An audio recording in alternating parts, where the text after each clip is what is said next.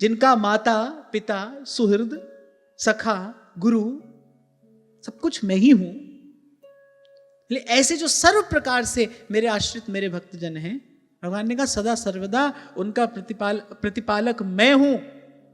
मेरे लोक परलोक की समस्त संपत्तियां समस्त विभूतियां मेरे प्रसाद स्वरूप सहज उनको प्राप्त होती हैं। और सबसे बड़ी बात भगवान कहते हैं, मेरा काल चक्र उनको ग्रस नहीं पाता। जम न आवे नेरे, तेरे सेवक को पहो किछ नाही, जम न आवे नेरे। फिर एक बात भगवान कहते आए हैं और आगे तक की बात आपको सुनने को मिलेगी, भगवत जो प्रभु सो लगे तज नश्वर संसार। भगवान ने कहा सब प्रकार के संग्रह को छोड़कर, वहां गीता में 10वें अध्याय में भगवान ने कहा मत चित्ता मदगत प्राणा बोधयन्तः परस्परम कथयन्त्यश्च मां नित्यम तुष्यन्ति च रमन्ति च तेषां सतत युक्तानां भजतां प्रीतिपूर्वकम ददामि बुद्धि योगम तं येन मामुपयान्ति ते।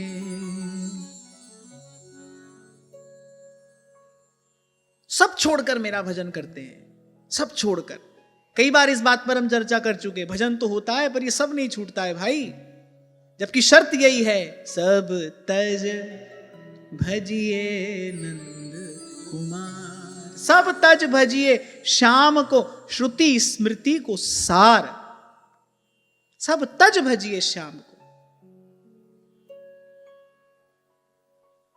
इसीलिए शायद तुलसी बाबा कहते प्रभु मुझसे तो ये न हो पाएगा, अब प्रभु कृपा करहु इहि भांति, सब तज भजन करूं दिन राति। अच्छा देखो, यही भगवान की माया है, सब छोड़ने में भय लगता है, सब छूट ना जाए इसी बात की चिंता है। और ये जो सब है ना हमारा, यही हमारे दुख का कारण है, यही भगवान की माया है। ये माया श्री कृष्ण की, मोयो सब संसार। मैंने कहा जीव तो चेतन अमल सहज सुख राशि है, उसको कोई बंधन बांध नहीं सकता जब तक उसकी स्वीकृति ना हो। माया क्या कराती है? माया जीव को बंधन से ही प्रेम करा देती है, उसी बंधन से ही मोह हो जाता है, उसी बंधन से ही ममता हो जाती है।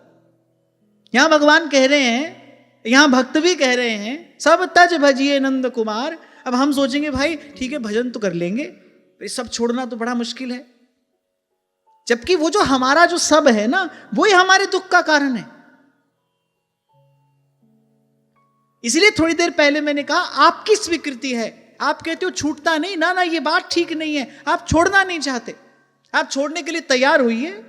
अरे भगवान तो ऐसे भक्त की प्रतीक्षा में खड़े ही हैं। और एक और बात मैं आपको बताऊं, एक और बात मैं आपको बताऊं, वहां भगवान के द्वार पर कोई भीड़ भी नहीं है। देवी देवताओं के द्वार पर तो आपको बड़ी भीड़ मिलेगी, पर भगवान के द्वार पर भीड़ नहीं है। भगवान कहते भाई कोई इक्का दुक्का बिरला ही कोई हमारे पास में आता है,